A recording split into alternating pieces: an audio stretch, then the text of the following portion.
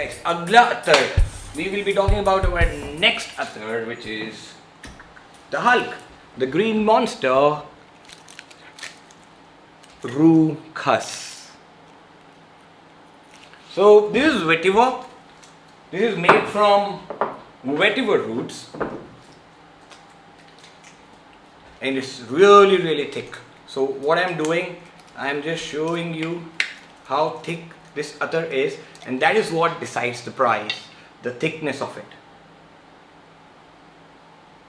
So guys, I was talking, there are two concentration in attars that you normally see. One would be using, see, it's the test tube is almost 15 mm, and it's so thick that it couldn't flow straight. It's that thick. So there are two terminologies used in attars. One, they'll be using a word called Ruh, R-U-H or R-O-O-H. What they're meaning is, Ruh means soul. If you translate it literally to Hindi, Urdu, it means soul. So the concentrated version or the parfum version or the extract version would have this word called Ruh, R-U-H. And where they are not using this word or saying sandali, S-A-N-D-A-L, or wherever you see this word sandal, they normally use sandalwood to dilute these attars. So they are, wherever they say Ruh, just assume it's extrait, and wherever they say Ruh, that means it's diluted but still with natural ingredient called sandalwood. So this is my Rue vetiver, Rue absolute, and it's okay, it's slippery too. Let me show you guys why I actually transferred it here, because I want it to be a little bit slow. It takes at least, let's start a counter. So I'm filling up at 12 ml, and it's a really slow, time consuming process because this is so thick that it flows down really slow. So I am halfway down, almost there. So it takes about 45 seconds to 1 minute to fill a bottle. And there goes our, now just look at how thick this is. See? So this is what I love about vetiver attar. This is such a nice, this is most popular in the summer season in India because vetiver is known to have that cooling property. So vetiver is used in most of the natural drinks in India, what we call sharbat. So there is khas sharbat, there is khas in everything, and there is khas in sweets as well. So it's nice, sweet, greeny, drenched in like greenness. It's like the absolute delight. This makes you like, this would calm down your senses and take you to a peaceful place which is so green. You could smell vetiver in the air. So I'll tell you an incident when I was walking through FFDC and I started sniffing this vetiver in the air, but then this is like, imagine 1,000 times more concentrated than what you get in the air. So it's like, of course it's not that dense, this thick when it's in the air, but definitely this is what I was sniffing there. But it was in traces. When the wind is blowing, you get this mild greenish tinge to it. I didn't know I was approaching the vetiver fields out there, but then the person told me. Then I was able to connect it, and this is one of my favorites. Let me show you one perfume version of this as well. This is in my Libology series.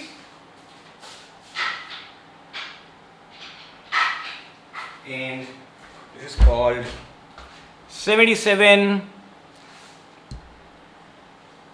vetiver.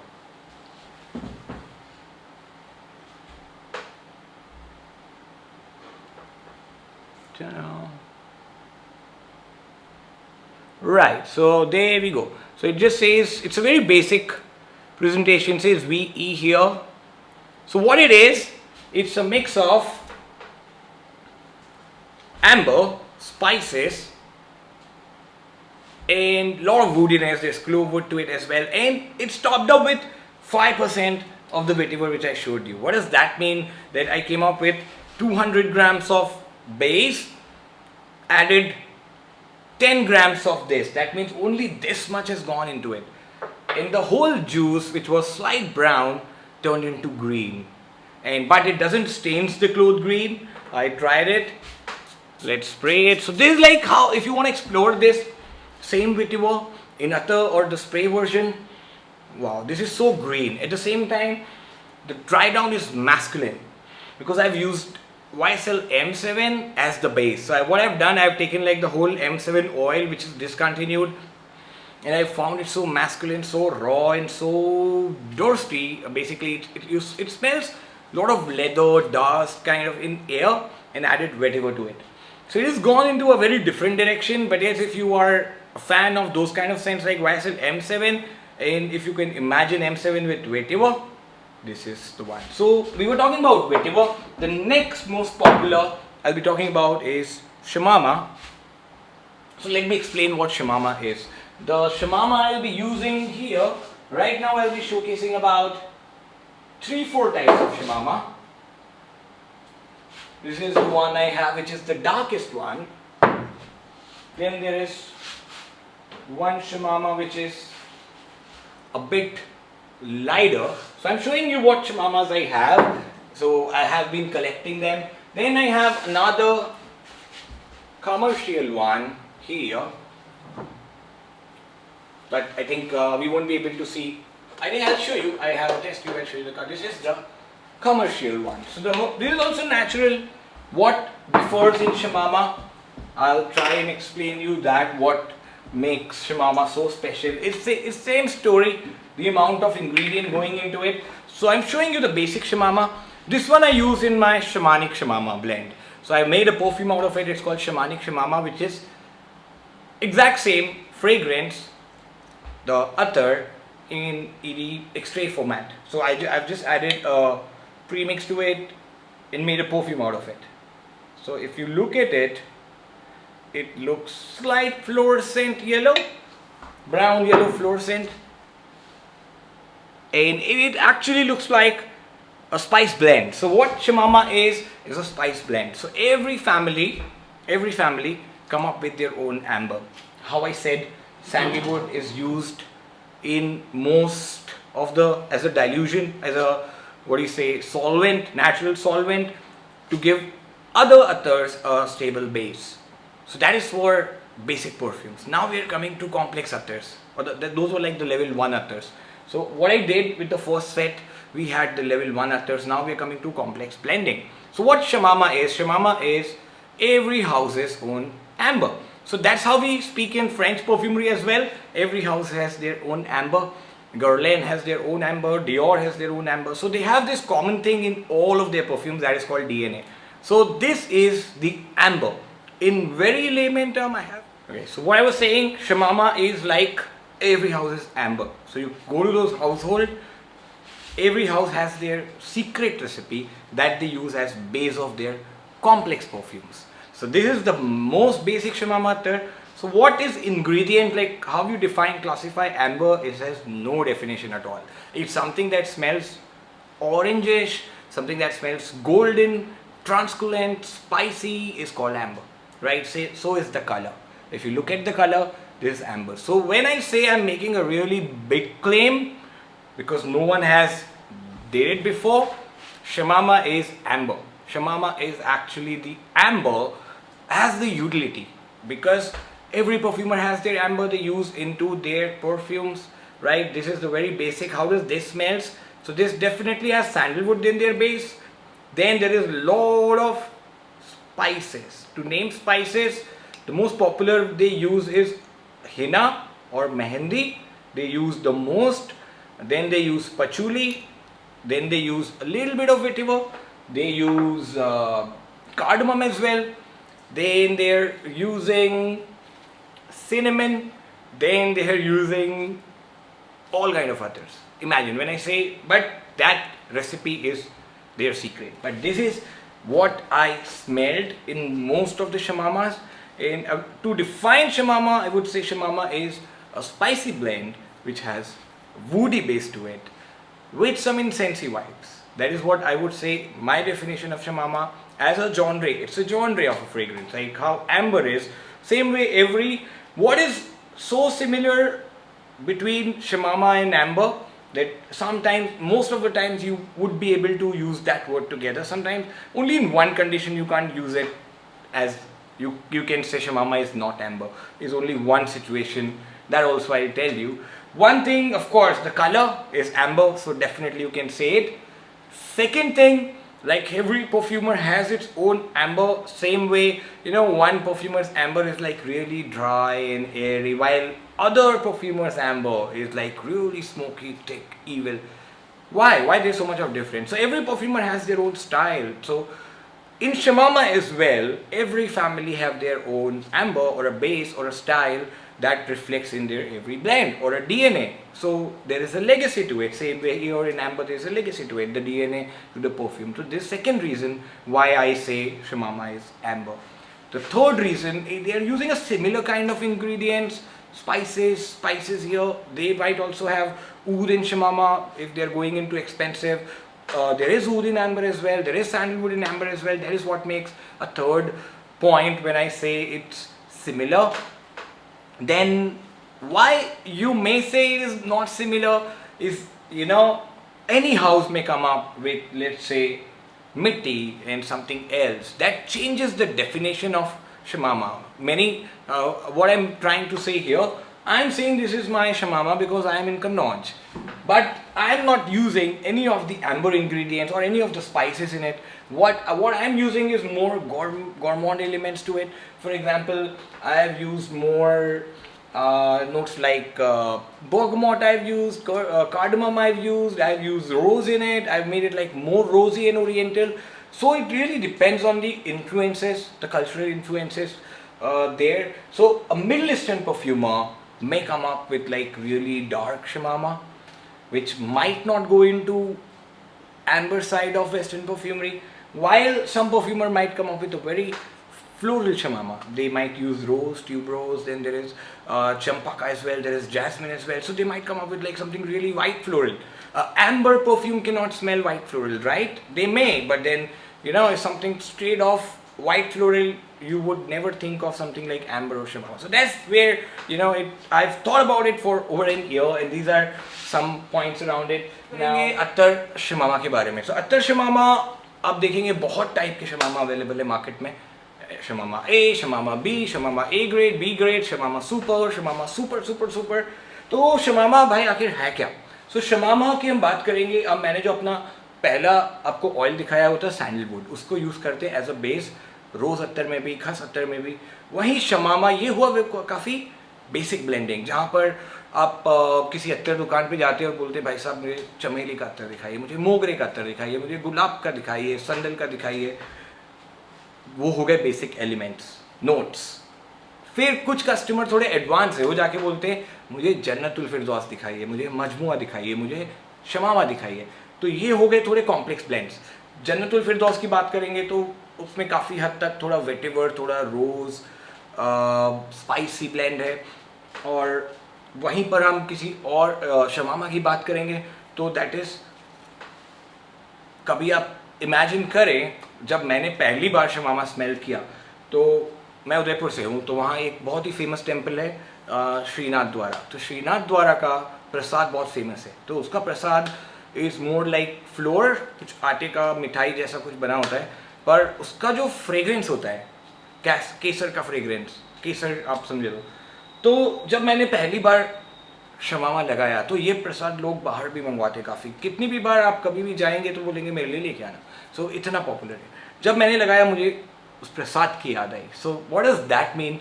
ये अत्तर काफ़ी dishes में use होते हैं, शरबत में use होते हैं, मिठाइयों में यूज़ होते हैं. तो वहाँ का जो प्रसाद मिलता है उसमें Shemama यूज़ करते हैं. तो जब मैंने first time I sniff Shemama, मुझे वो याद है. सो इसका स्मेल कैसा है? एक इंग्रेडिएंट मैं आपको बता चुका हूँ, सैफ्रॉन. सेकेंड इंग्रेडिएंट इज़ हीना. अगर आप मेहंदी का स्मेल करेंगे तो वो काफ़ी ग्रीन, डार्क ग्रीन जैसा स्मेल करता है. तो मेहंदी एक काफ़ी कॉमन इंग्रेडिएंट है इसके अंदर. वहीं पर तीसरा इंग्रेडिएंट इसमें आएगा खस, रोज़ भी आएगा. तो हर फैमिली का एक अपना ट्रेडिशनल ब्लेंड होता है. सो अभी भी मुझे ये सुन के थोड़ा क्रेविंग होता है उस प्रसाद का. वो इतना टेस्टी होता है। अगर आप गए होंगे तो आप समझ जाएंगे मैं क्या बोल रहा हूँ। तो अगर कोई नाथद्वारा जा रहा है उससे ये मंगवाना ही है। So it's like that is, काफ़ी स्वीट भी होता है वो। तो स्वीट बिकॉज ऑफ सैंडलवुड, और उसमें से काफ़ी स्पाइसी एग्जॉटिक सैफरॉन की स्मेल आती है। Then there is patchouli into it, patchouli भी इसमें यूज़ होता है। और सबसे अच्छी बात यह है कि ये पूरा नेचुरल बना है, तो काफ़ी लोग इसको मिठाइयों में भी यूज़ करते हैं एडिबली। सो शमामा की बात करें, हर फैमिली का अपना शमामा है। तो जो जो परफ्यूमर काफ़ी पॉपुलर हो जाते हैं उनका अपना शमामा ब्लेंड होता है। अभी मेरे को थोड़ा कॉम्प्लेक्स परफ्यूम बनाना है, तो एक डीएनए मेरे परफ्यूम्स का होगा। किसी परफ्यूमर का स्वीट डीएनए होता है, किसी का बहुत ही हैवी ऊड डीएनए होता है, किसी का रोजी डीएनए होता है। तो शमामा हर एज अ शेफ अगर आप सोचें, एक बेस है। आपने एक ग्रेवी बना के रख दी, अभी आपके पास ऑर्डर आया तो आपने उससे पनीर मखनी बना दिया, आपने उससे चिकन मखनी बना दिया, आपने उससे, समझ गए। तो सेम वे इन सब का एक बेस है, वो है शमामा। कॉम्प्लेक्स परफ्यूम्स का जो लोअर परफ्यूम्स है उनका तो सैंडलवुड है, वहाँ वो शमामा यूज़ करके उसमें पचूली ऐड कर दिया तो बन गया, पहले सैफरॉन ऐड करते हैं तो बन गया सैफरॉन शमामा। तो मैंने आपको बेसिक शमामा मैंने पिछले वीडियो में दिखाया था, मैं आपको भी दिखा देता हूँ। ये एक बेसिक शमामा है जिसकी काफ़ी स्वीट नाथद्वारा वाले प्रसाद जैसी स्मेल है। तो इसका आप कलर देखेंगे तो it's fluorescent yellow, almost fluorescent yellow, right. Because वो फ्लोरेसेंट येलो क्यों है? क्योंकि इसमें टर्मरिक का यूज़ हुआ है, और किसी इंग्रेडिएंट में आपको ऐसा कलर नहीं दिखेगा हल्दी के अलावा। तो इसमें हल्दी भी डाली गई है। सो इमेजिन इतना कॉम्प्लेक्स 20, 30, 40 इंग्रेडिएंट से ये बेसिक सा अत्तर बनता है। तो ये अवेलेबल है 899 12 ml। वहीं अभी स्पेशलिटी शमामा में आते हैं। मैंने कुछ ट्राई किए हैं अभी तक के 6 शमामास। ये था हमारा एक बेसिक शमामा जिसको हम बोलते हैं शमामिक शमामा, और ये है सैफरॉन शमामा। तो ये थोड़ा डार्क है, उससे कंपेयर करें तो थोड़ा डार्क है, क्योंकि इसको शमामा के बेस के ऊपर सैफरॉन पास किया गया है, तो वहाँ से बना सैफरॉन शमामा। Let's smell.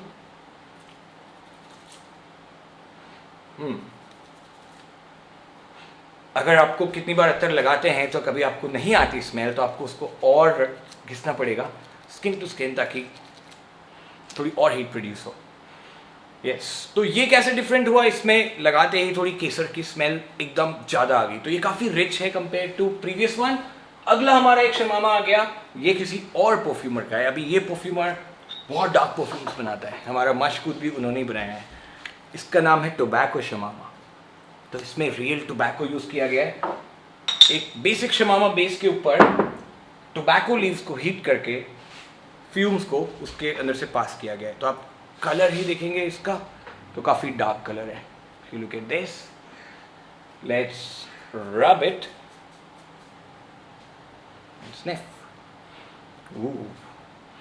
हाँ, तो मैंने बोला ये इंडिया परफ्यूमर्स का है टोबैको शमामा। काफ़ी डार्क, मिस्टीरियस, और कितनी बार आपको ये सारी स्मेल्स आएगी जब आप कभी किसी दरगाह के पास से निकलें, कभी किसी ऐसे Muslim religious places, won't say, but Jama Masjid area हो गया फॉर एग्जांपल, तो वहाँ पर बहुत सारी इंसेंसेस में एक नोट यूज़ होता है लोबान का। तो इसमें से मेरे को लोबान का वाइब आ रहा है जो काफ़ी अच्छा है। I like it. फ्रैंकिनसेंस, लोबान को इंग्लिश में आप बोले तो फ्रैंकिनसेंस का स्मेल काफ़ी मिस्टीरियस सा रहता है। तो इसको मैं बोलूँगा, आप कभी जामा मस्जिद एरिया के साइड से जाएंगे, इवन दुबई में देरा मार्केट में जाएंगे, तो वहाँ आपको बहुत सारा ये स्पाइसेस का स्मेल आता है। मैं इसको बखूर स्मेल नहीं बोलूँगा, क्योंकि बखूर इज़ डिफरेंट फ्रॉम फ्रैंकिनसेंस, और what we are talking about is loban. Both are very different. So बखूर स्मेल में काफ़ी ऊट टच आएगा, इसके अंदर आपको बिल्कुल ऊट टच नहीं आएगा, बट रैदर स्पाइसेस का टच आएगा। Wow, so this is very dark. ये मैं किसी बिगिनर को नहीं सजेस्ट करूँगा, because Attar journey step by step. अगर आप सीधा स्किप करेंगे, 12th में जाएंगे बिना 10th पढ़े, तो ऑफकोर्स प्रॉब्लम तो आएगी, फिर आप उसको छोड़ देंगे, फिर उसके बाद लोग पढ़ाई छोड़ देते हैं, राइट। सेम वे अगर आपने सीधा 12th पे गए तो आप पढ़ाई छोड़ देंगे, अत्तर्स की पढ़ाई। तो इसके लिए एक बिगिनर सेट हमारा अलग है और एक एडवांस यूज़र का सेट अलग है। एक जर्नी है जो मेरे को भी काफ़ी टाइम लगा एक बैरियर को ब्रेक करने में परफ्यूम से अत्तर्स का, बट एक बार आप अत्तर्स को अप्रिशिएट करेंगे आप परफ्यूम्स को और ज़्यादा अप्रिशिएट करने लगेंगे, बिकॉज अब आपको परफ्यूम्स की डेप्थ में जाने का मौका मिलेगा आफ्टर ट्राइंग ऑल दीज अत्तर्स। अगला अत्तर जो है वो है रू जास्मिन। एक्चुअली हम दो अत्तर्स की बात करेंगे, ये है रू जास्मिन और ये है गुलाब संदली। सो ये जो गुलाब का स्मेल है वो रू अफ़ज़ा वाला गुलाब, जो रू अफ़ज़ा का स्मेल आता है सेम वही। अगर आपको मैं थोड़ा रू अफ़ज़ा की हिस्ट्री बताऊं तो वो ब्रांड 1947 से पहले इंडिया का सबसे पॉपुलर ब्रांड हुआ करता था, इनफैक्ट वर्ल्ड का। अभी I think Coca Cola is one company who sells the most, it's the most sold drink, सबसे ज़्यादा बिकने वाला ड्रिंक माना जाता है। पर तब से रू अफ़ज़ा सबसे ज़्यादा बिकने वाला ड्रिंक हुआ करता था। उसके बाद जब पार्टीशन हुआ तब वो पाकिस्तान की तरफ चला गया, पाकिस्तानी ब्रांड हो गया, बट स्टिल इंडिया में आज भी रू अफ़ज़ा हर घर में आपको मिलेगा। It's a culture, it's a tradition. वो कहाँ से आया वो रू अफ़ज़ा का स्मेल? हसायन रोज़। हसायन इंडिया का एक सिटी का नाम है जहाँ रोज़ कल्टीवेट होता है, और हसायन का रोज़ आप बोले तो पिंक रोज़, जो कि इंडिया में आप देखेंगे तो काफ़ी मंदिर में माला में पिंक रोज़ यूज़ होता है। तो उस पिंक रोज़ की सबसे अच्छी प्रजाति हसायन में उसका कल्टीवेशन होता है, वहाँ से बनता है इंडियन रोज़। वो ज़्यादातर के यूज़ होगा आपके सारे इंडियन ड्रिंक्स में, in fact I would say Indian culinaries में, मिठाइयों में, हर जगह आपको ये रोज़ की स्मेल आएगी।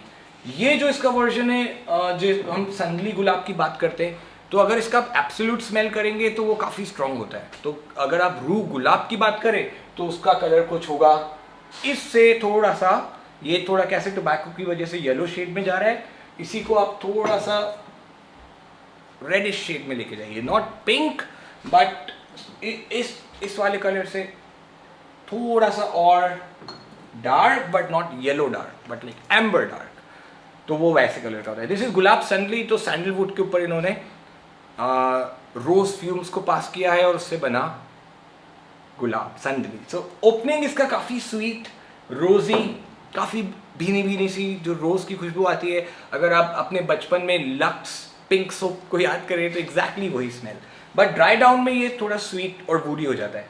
सो ये काफ़ी फेमिनिन है, but man also use it. जिनको रोज़ पर्सनली पसंद है, जिनको लगा के अपने आप में खुशी मिलती है, दे लव रोज़। सो अत्तर लोग अपने लिए लगाते हैं, परफ्यूम लगाते हैं, तो what is your first expectation कि कॉम्प्लीमेंट मिलेंगे, लोग आके बात करेंगे, तारीफ करेंगे।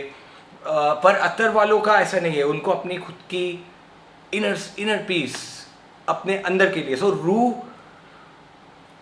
ऐसा बोला जाता है कि हर ऊद एक पेड़ से बनता है, उस पेड़ की रूह उस ऊद के अंदर आ जाती है। तो वो जब भी हम लगाते हैं तो we can experience that nature's true power that is set for oud.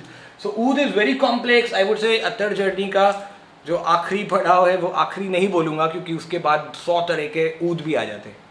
सो आखिरी नहीं बोल सकते, बट येस कॉम्प्लेक्सिटी में वंस यू गो ऊद, फिर उसके बाहर आना, देन वो अपनी ही दूसरी दुनिया होगी। तो ये हमने आज बात की कुछ 6-7 अत्तर के बारे में। सैंडलवुड ये सब कहाँ अवेलेबल है इंडिया में? attars.co.in, इंटरनेशनली perfumery.co.in, कहीं से भी आप ऑर्डर कर सकते हैं। ऑल नेचुरल, कभी quality is fix every time you buy it. Attar mitti में कभी थोड़ा डिफरेंस आता है, rest everything do not change. गुलाब 3 टाइप के शमामा, और भी शमामा ट्राई किए मैंने, जैसे कि अफजल शमामा जिसमें ऊद भी है, वो अफीर रहमान ने बनाया है। फिर मैंने यूज़ किया है मोहसिन शमामा फ्रॉम मोहम्मद अयूब याकूब। फिर ट्रेडिशनली आई वुड से यही 5-6 शमामा इसके अराउंड जाते हैं। फिर जो मोस्ट पॉपुलर शमामा है वो ये सभी है। देन वेटिवर, खस, रू खस, देन मिट्टी सबसे पॉपुलर, और अभी भी काफ़ी ऐसे अत्तर है जिनको हमने कवर नहीं किया, वो दैट आपको मैं दिखा देता हूँ, बट वन डे इनको अभी तक मैं एक्सप्लोर नहीं कर पाया हूँ। जिस दिन करूँगा पक्का वीडियो बनाऊँगा। ये इसका नाम है सैफरॉन कश्मीर। अभी हाल ही में कश्मीर गया था, तो वहाँ से मैंने फिर ईमान को फ़ोन किया कि भाई मेरे को ये सारे इंग्रेडिएंट लगेंगे जब मैं पहुँचूँगा। तो उसमें saffron Kashmir, oak moss, then I asked for rosemary, काफ़ी चीज़ें थी, कार्डमम, जिसको हमने यूज़ किया गुलमर्ग बनाने में। और अभी हम एक और परफ्यूम बना रहे हैं, उसका नाम है जन्नत कश्मीर इन कन्नौज परफ्यूमरी। उसके बाद देयर इज़ चोया लोबान, उसकी अपनी स्टोरी है। अभी there is one more story. Kannauj शहर पॉपुलर है किसी भी चीज़ से उसकी खुशबू एक्सट्रैक्ट करने के लिए। अभी एक चीज़ का चैलेंज आया कि अभी जिन चीज़ों के अंदर ऑयल ही नहीं होता, जो कि काफ़ी ड्राई चीज़ें हैं, उनको कैसे एक्सट्रैक्ट किया जाए। हर बॉडी में वाटर परसेंटेज होता है, बट देन कुछ सब्सटेंसेस ऐसे जिसमें वाटर परसेंटेज नहीं होता। वैसे ही एक चीज़ है लोबान, फ्रैंकिनसेंस, वो सॉलिड होता है। और दूसरी चीज़ ऐसी है नक। नक मीन्स शेल्स, जो आपने छोटे छोटे बीचेस पे जो छोटे छोटे शंख मिलते हैं उनको बोलते हैं शेल्स। सो वैसे ही एक प्रजाति है, उसका नाम है ओनिका शेल्स।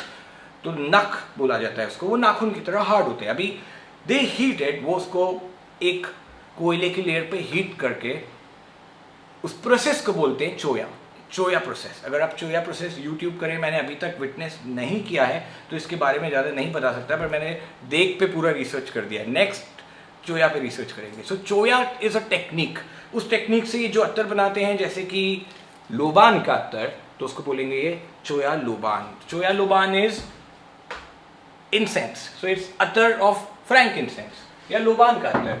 और सेकंड आता है चोया नक, वो है सी शेल।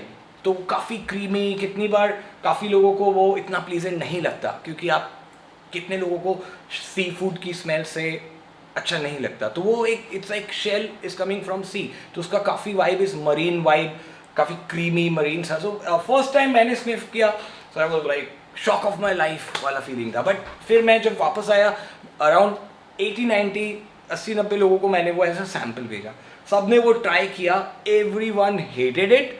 पर एक हमारा परफ्यूम है, उसमें वो काफ़ी माइन्यूट क्वांटिटी में यूज़ किया है, तो वो बहुत ही अच्छा लगता है। वहीं उसको ऐसे रॉ आप सूंघेंगे चोया नक को, तो आपको अच्छा नहीं लगेगा, क्योंकि पर्सन टू पर्सन डिपेंड करता है। बट आपको एक बार एक्सप्लोर वो ज़रूर करना चाहिए। That's what I would say. So guys, it's Mohit signing off. Welcome to world of attars. अगर आपने यहाँ तक वीडियो देखी है इतनी लंबी, do check out athers.co.in, subscribe and start exploring the attars. कुछ क्वेश्चन, कुछ भी आपको इन्फॉर्मेशन चाहिए अथर्स के बारे में, कमेंट बिलो और email me on mohit@perfumery.co.in। Bye. अब इसको एक में ही डालते हैं।